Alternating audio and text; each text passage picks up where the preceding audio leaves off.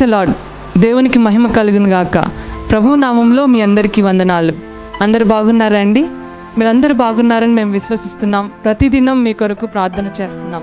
ఈ సమయంలో దేవుని వాక్యం వినడానికి మనమందరం మన హృదయాలను సిద్ధపరచుకుందాం. షకీనా మినిస్ట్రీ సంఘ కాపరి పాస్టర్ జి విజయ్ కుమార్ గారు ఈ సమయంలో మనకు వాక్య సందేశాన్ని అందిస్తారు. మనమందరం ప్రార్థనాపూర్వకంగా ఏకీభవించి దేవుని దీవెనలు పొందుదాము.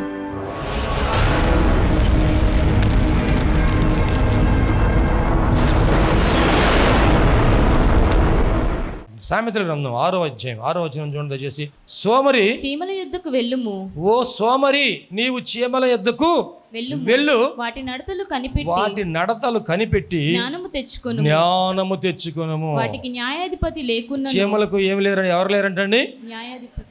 చీమలకు న్యాయాధిపతి లేకున్నాను, పై విచారణకర్త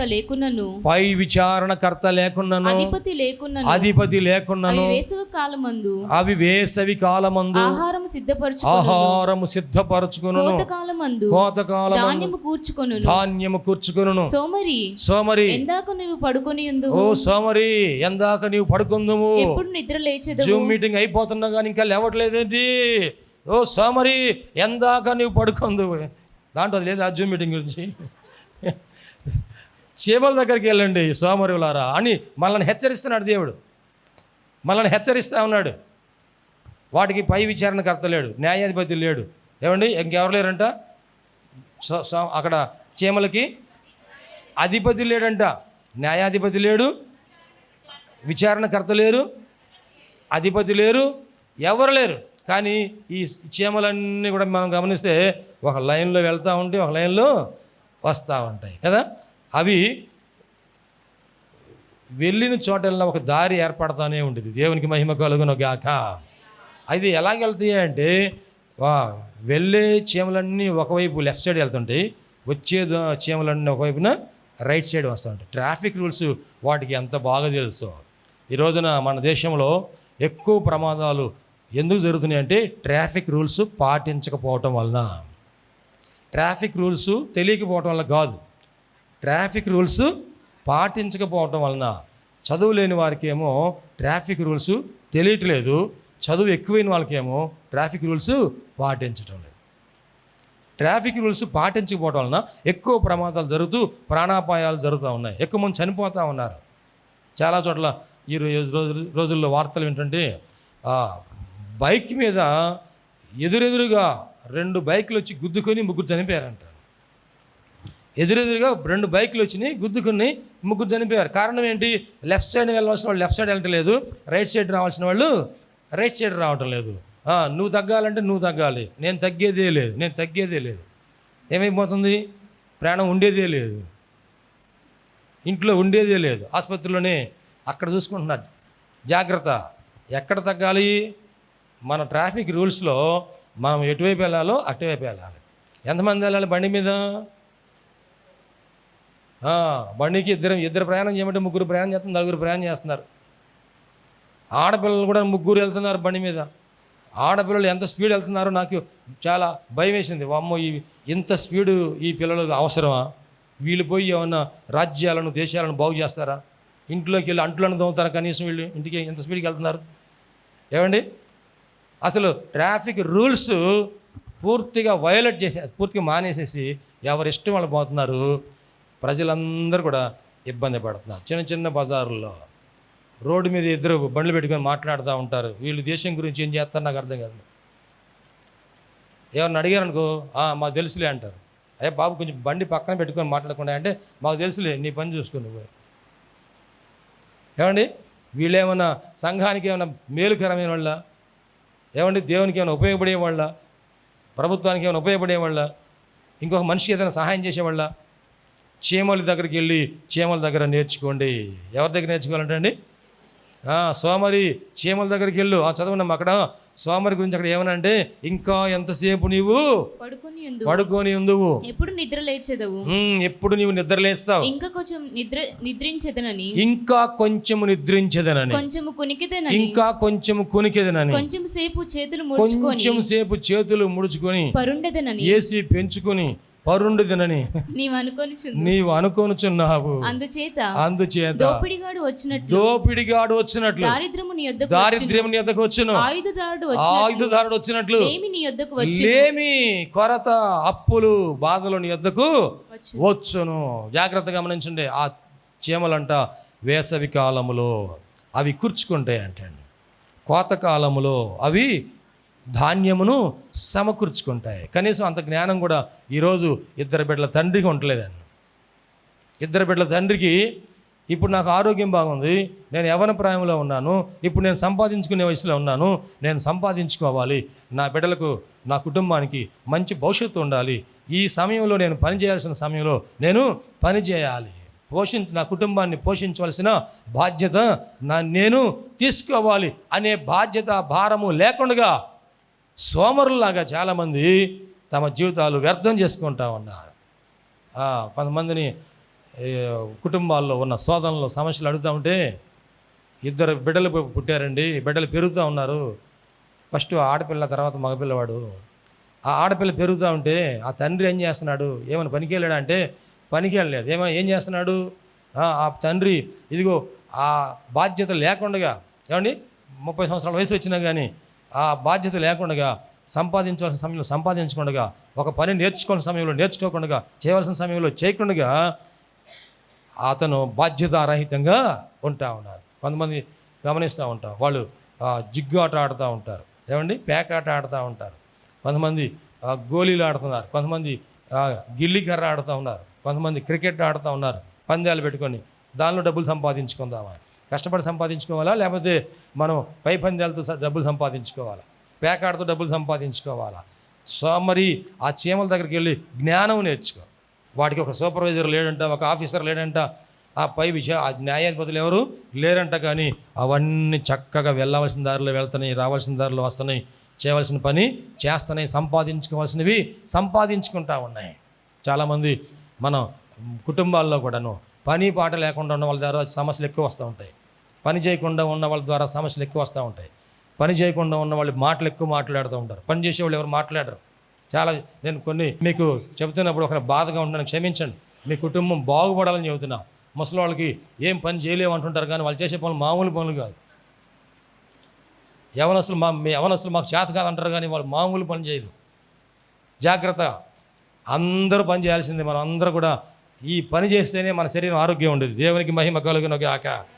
పని చేయకపోతే ఈ శరీరానికి రోగం వచ్చేది, పని చేస్తే ఆరోగ్యం వచ్చేది. దేవునికి మహిమ కలుగును గాక.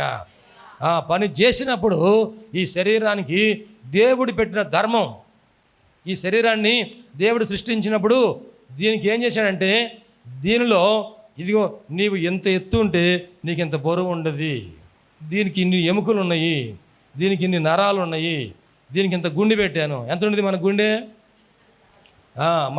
మన పిడికిని అంత ఉంటుంది. ఈ గుండె ఎప్పుడు ప్రారంభమైందో తెలుసా? మనం తల్లి గర్భంలో ఉన్నప్పుడే అది పనిచేయటం ప్రారంభమైంది. అది ఆగిన దాకా నువ్వు నడుస్తూ ఉంటావు. ఏమండి, ఆ పని ఆగే వరకు నువ్వు నడుస్తూ ఉంటావు. అంటే అది నువ్వు నడుస్తున్నావంటే ఆ గుండె నీకులాగా సోమరిగా ఉండట్లేదు, కానీ దేవుడు అప్పగించిన బాధ్యతని నమ్మకంగా నెరవేరుస్తూ చక్కగా పని చేస్తూ ఉంది. దేవునికి మహిమ కలుగును గాక. ఒకవేళ అది పని చేయకుండా మనం ఏం చేస్తున్నామంటే, మనము కదలకుండా కూర్చుంటున్నాం అనుకో, అది పని చేయదు. ఏమైంది?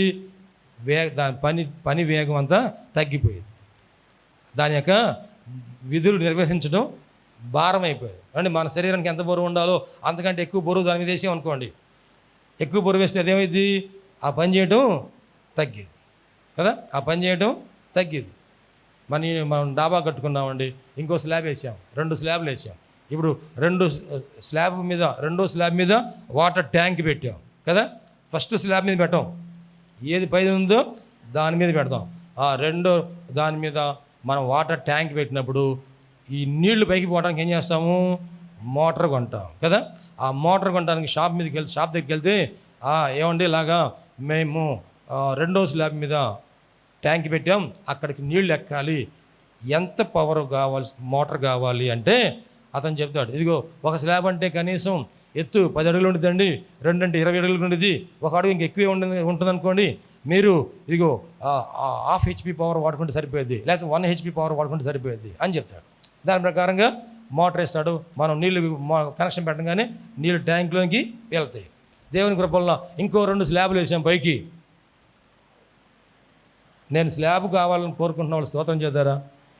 మా ఇంటికి ఇంకో స్లాబ్ కావాలి అనుకున్న వాళ్ళు, ఒకటేసాము, 2వది కావాలని వాళ్ళు స్తోత్రం చెబుతారా? విశ్వాసంతో చెప్పిన వాళ్ళకి దేవుడు అనుగ్రహించును గాక.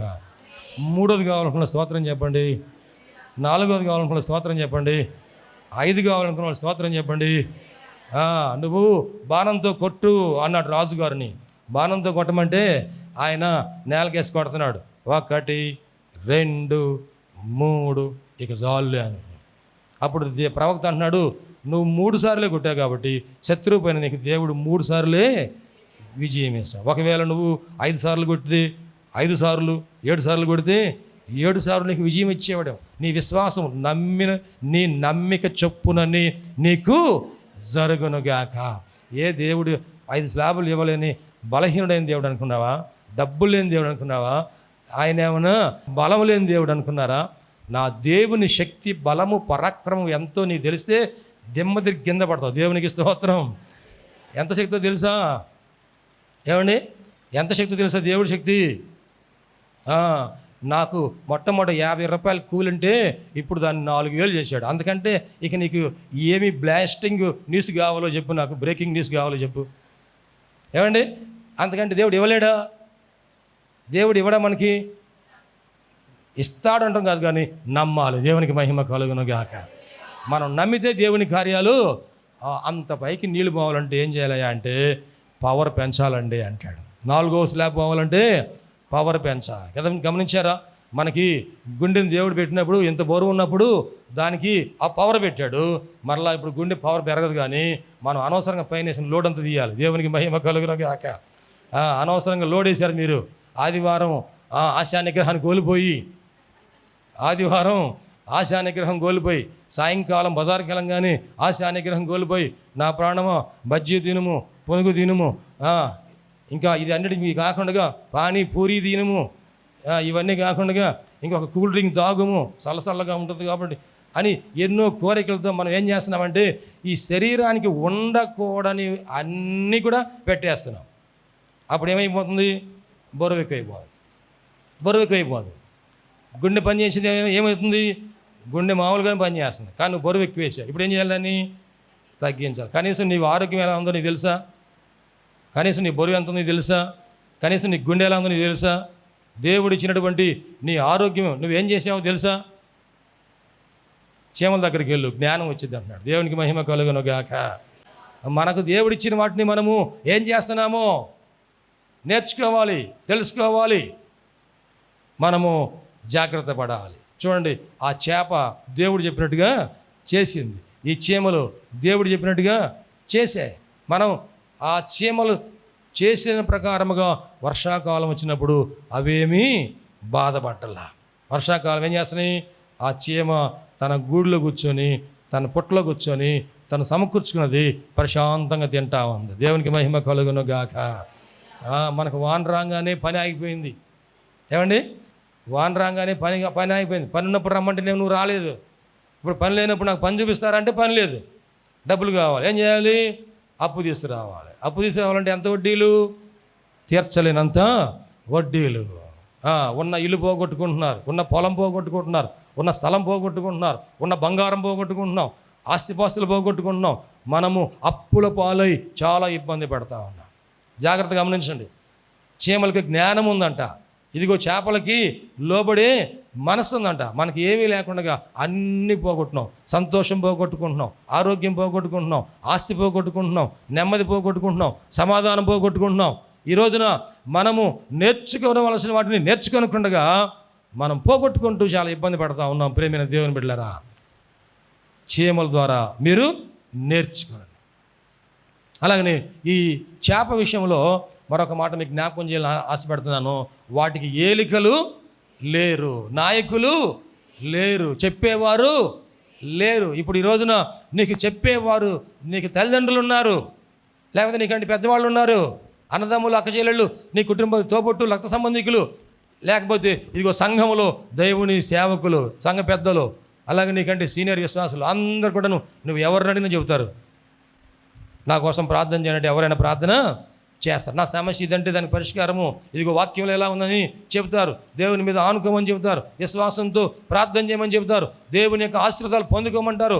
నీవు దేవుని మందిరానికి రమ్మంటారు. సంఘములో ఏకీభవించండి.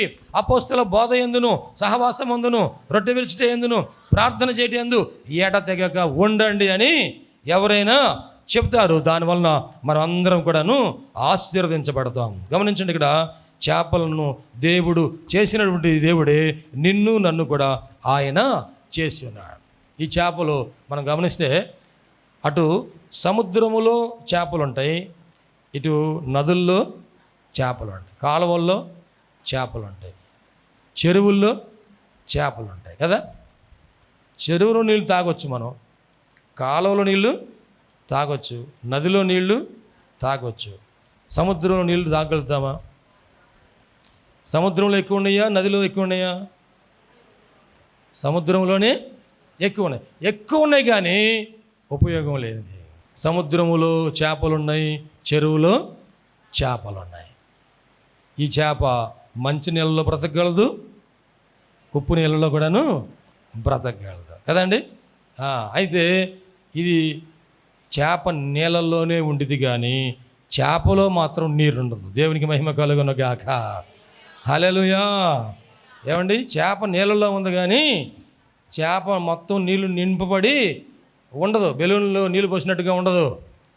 అది నీళ్ళల్లో ఉండిద్ది కానీ నీళ్లు మాత్రం లోపలికి రాకుండా జాగ్రత్త పడుద్ది. మనం లోకంలో ఉంటున్నాము, ఇది ఉప్పు నీటి సముద్రంలో ఉన్నంత మాత్రాన ఉప్పు అంతా మనలో రావాల్సిన అవసరము లేదు కదండి. సముద్రం మనం నదిలో ఉన్నంత మాత్రాన నదిలో మనం కొట్టుకుపోవాల్సిన అవసరము లేదు. మనము ఎక్కడున్నా సరే మనం ప్రభు కోసము నిలబడినప్పుడు ప్రభువే మనలో ఉంటాడు. దేవునికి మహిమ కలుగును గాక. నీ హృదయంలో లోకానికి అవకాశం ఇస్తే లోకం వచ్చింది, దేవునికి అవకాశం ఇస్తే దేవుడు వస్తాడు. అర్థమైందండి? మేము వింటున్నారా? నీ హృదయంలో లోకానికి అవకాశం ఇస్తే లోకాశ, నేత్రాశ, జీవపు డంబము అనేవి మనలోనికి ప్రవేశిస్తాయి. కానీ నాకు ప్రభువే కావాలి, ఆయన సన్నిధి నాకు కావాలి, ఆయన వాక్యం నాకు కావాలి, ఆయన ప్రార్థన నాకు కావాలి, ఆయన సహవాసం నాకు కావాలి అని ఎవరు కోరుకుంటారో వారిలోనికి ఇదిగో ఆయనే వచ్చి ఆయన మనతో ఉండి మనం నడిపించునుగాక. ఆమేన్. నేర్చుకోవాల్సిన మరొక పాఠం ఏంటంటే, బ్రతికి ఉన్నటువంటి చేప ప్రవాహానికి ఎదురు ఎదగలిగిద్ది. చచ్చిన చేప ప్రవాహంలో కొట్టుకుపోతూ ఉంటుంది. ఎందుకు ఎదురు ఎదగలుగుతుంది? ఎందుకు అది ఎదురు ఎదగలుగుతుంది అంటే దానిలో దేవుడు జీవం ఉంచాడు. దేవునికి మహిమ కలుగును గాక. దానిలో శక్తిని ఇచ్చాడండి. చేప చిన్నదే కదా, చిన్నదే కానీ దానిలో దేవుడు ఏముంచాడు? జీవాన్ని ఉంచాడు, శక్తిని ఉంచాడు, బలమును ఉంచాడు. మనము కూడాను బలహీనులమే, మనము కూడాను ఒకప్పుడు ఎందుకు పనికిరాని వారమే, నిష్ప్రయోజకులమే. కానీ యేసయ్య మనలోనికి వచ్చిన తర్వాత మనలో ఏముంచాడండి? జీవాన్ని ఉంచాడు.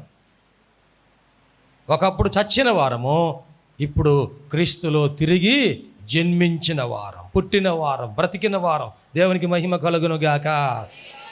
ఆ తండ్రి తప్పిపోయిన కుమారుడు మరలా బుద్ధి వచ్చినప్పుడు ఇంటికి వచ్చిన తర్వాత ఏమన్నా అంటే, ఈ నా చిన్న కుమారుడు తప్పిపోయి దొరికెను, చనిపోయి బ్రతికెను. చనిపోయి మరలా బ్రతికాడు. అంటే చచ్చిపోవడం అంటే మీరు మీ అపరాధముల చేత, ఎఫెసీ పత్రిక 2వ అధ్యాయం 1వ వచనంలో, మీరు మీ అపరాధముల చేతను పాపముల చేతను చచ్చిన వారై ఉండగా క్రీస్తుతో కూడా దేవుడు మనల్ని క్రీస్తుతో కూడా మరలా బ్రతికించాడు అంటాడు. ఇప్పుడు మనం జీవం పొందాము, శక్తి పొందాము. మీరు పైనుండి శక్తి పొందే వరకు యెరూషలేములోనే ఉండి కనిపెట్టుకోనండి. ఇప్పుడు ఏం పొందుకున్నామండి? శక్తి పొందుకున్నాం. మనం అందరూ ఏం పొందుకోవాలి? శక్తిని పొందుకోవాలి. ఎవరైతే తిరిగి జన్మించారో వారు బాప్తిసం పొందిన వారు, జీవముతో నింపబడిన వారు, మరణములో నుండి జీవములోనికి వచ్చి ఉన్నారు కదా. మన పితరులు ప్రార్థన చేశారు, తమసోమా జ్యోతిర్గమయ, అసతోమా సద్గమయ, మృత్యుర్మా అమృతంగమయ్యా. అంటే అర్థం ఏంటి? మేము చీకటిలో ఉన్నామయ్యా, మమ్మలను వెలుగులోనికి నడిపించు భగవంతుడా. మేము మరణములో ఉన్నామయ్యా, మమ్మలను జీవములోనికి నడిపించు దేవా. అసత్యములో ఉన్నామయ్యా, సత్యములోనికి మమ్మల్ని నడిపించు ఓ భగవంతుడా అని వారు తపస్సు చేశారు. యేసుప్రభు వారు దానికి ఏం సమాధానం చెప్పారు? యోహాను సువార్త 14:6 నేనే సత్యము, నేనే మార్గము, నేనే జీవము. దేవునికి మహిమ కలుగును గాక. నేను లోకానికి వెలుగై ఉన్నాను. దేవునికి స్తోత్రం. మనము క్రీస్తులో తిరిగి జన్మించినట్లయితే అక్కడ వాక్యం సెలవిస్తుంది, ఎవరైనాను క్రీస్తు యేసునందు ఉన్న ఎడల వారు నూతన సృష్టి. ఒకప్పుడు తల్లి గర్భంలో నుంచి మనము పుట్టాం, సృష్టించబడిన వారము. ఇప్పుడు క్రీస్తులో నూతన సృష్టి, మరలా సృష్టించబడ్డాము. అప్పుడు తల్లి గర్భంలో నుంచి పాపముతో పుట్టాం, ఇప్పుడు క్రీస్తులో పాప రహితులముగా మనందరూ పుట్టాం. దేవునికి మహిమ కలుగును గాక. మనం జీవంతో ఉన్నాము, ఆ తర్వాత మనము శక్తితో నింపబడిన వారు. ఎవరైతే మారు మనసు పొందారో, బాప్తీసం పొందారో ఒకసారి చేతులెత్తి స్తోత్రాలు చెబుతారా? నేను బాప్తీసం పొందాను, నీటి బాప్తీసం పొందాను అన్న వాళ్ళు 2 చేతులెత్తి స్తోత్రం చెప్పండి. ఇంకా బాప్తీసం పొందని వారు ఒక్కరోజైనా ఆలస్యం చేయకూడదు. ఎందుకంటే ఆలస్యం అమృతం. ఆలస్యం చేస్తే అమృతం విషమైద్ది అంటారు కదా. ఎట్లాగే విషమైద్దయ్యా అంటే ఆలస్యం చేస్తే అవకాశము మరలా రాదు. ఒకసారి అవకాశం వచ్చి నీ తలుపు తట్టినప్పుడు నువ్వు వెంటనే ఏం చేయాలి? తలుపు తెరవాలి. మరలా అవకాశాలు వచ్చి తలుపు తట్టవు. నీకు అవకాశం దేవుడు ఇచ్చాడు. మారు మనసు పొందు, ఇప్పుడే నీవు రక్షణ పొందు, బాప్తిసం పొందు, సంఘంలో చేర్చబడు, ఆయన శరీరము, ఆయన రక్తము తీసుకోవాలి, ఆయన బలత చేరాలి, జీవాహారం పుచ్చుకోవాలి. ఒకవేళ వచ్చిన అవకాశాన్ని పోగొట్టుకుంటే మరలా మనం పొందుకోలేదు తెలియదు కదండి. ఈరోజు నా ఇంట్లోంచి బయటికి వెళ్ళిన వారు మరలా తిరిగి ఎప్పుడు వస్తారో తెలియదు. కోరమండల్ ఎక్స్ప్రెస్ ఎక్కారు. ఎంతమంది? 200 మంది కంటే ఎక్కువ మంది. మేము రేపు ఉదయం తెల్లవారితే చెన్నైలో దిగుతాము, లేకపోతే పలానా చోట దిగుతాం అని కలలు కంటూ ఎక్కారు కానీ ఇంకా దిగల కదా. ఎక్కారు కానీ ఆ ట్రైన్లో ఎక్కారు కానీ ఆ ట్రైను ఆగాల్సిన చోటుకి గమ్యం చేరలేదు, దిగాల్సిన చోటుకి వెళ్ళలేదు, దిగలేదు. అక్కడంట ఆ చనిపోయిన వాళ్ళ శవాలన్నీ తీసుకొచ్చి ఆ స్టేషన్ దగ్గరలో ఒక స్కూల్ ఉంటే ఆ స్కూల్లో పడేశారంట అండి. స్కూల్లో వేసవి సెలవులు కదా, ఖాళీగా ఉంది, తలుపులు తీసేశారు. ఆ స్కూల్లో ఆ గదుల నిండా శవాలు పడుకోబెట్టారంట. మీ బంధువులు ఎవరన్నా ఇంటికి ట్రైన్ ఎక్కిన వాళ్ళు మరలా రాలేదా అంటే రాలేదు. వచ్చి చూడండి, మీ వారి అందరి ముఖాలు చూడండి, మీ సంబంధించిన వాళ్ళు ఎవరున్నారో చూడండి అని అందరూ వచ్చి ఆచూకీ కోసం వెతుకుతూ ఉన్నారంట. వెళ్తూ ఉంటే ఒక శవాన్ని దాటి వెళ్తున్నారంట. ఆ చనిపోయినటువంటి వ్యక్తి అనుకుని అక్కడ పడేశారు. అతనిలోనికి ఆ యాక్సిడెంట్ జరిగినప్పుడు పడిపోయాడు, తలకు దెబ్బ తగిలింది, కోమాలోకి వెళ్ళిపోయాడు. కానీ దేవుని దయ వల్ల కోమాలో నుంచి బయటకు వచ్చాడు. కళ్ళు తెరిచి చూస్తే చుట్టూ ఎవరున్నారు? అందరూ చనిపోయిన వాళ్ళు ఉన్నారు. ఎవరన్నా వచ్చి సహాయం చేస్తారా అని చూస్తున్నాడంట. చూస్తూ ఉంటే శవాలు వెతుక్కోవడం కోసం వచ్చారు. వచ్చిన వాళ్ళని కబిక్కిని లేచి కాలు పట్టినాడంట.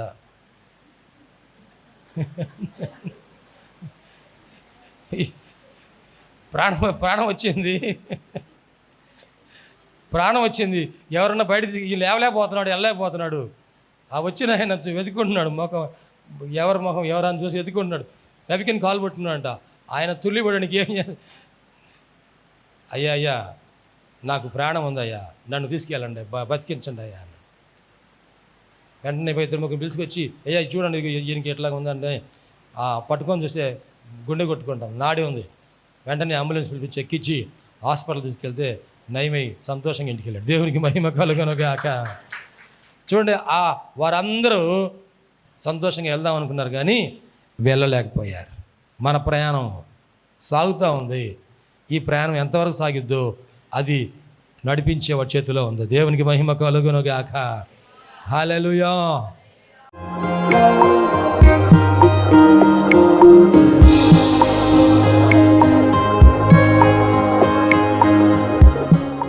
ప్రభునందు ప్రియ దేవుని బిడ్డలారా, ఎంతవరకు దేవుని వాక్యం విన్నందులకు ప్రభునామమున వందనాలు తెలియజేస్తున్నాం.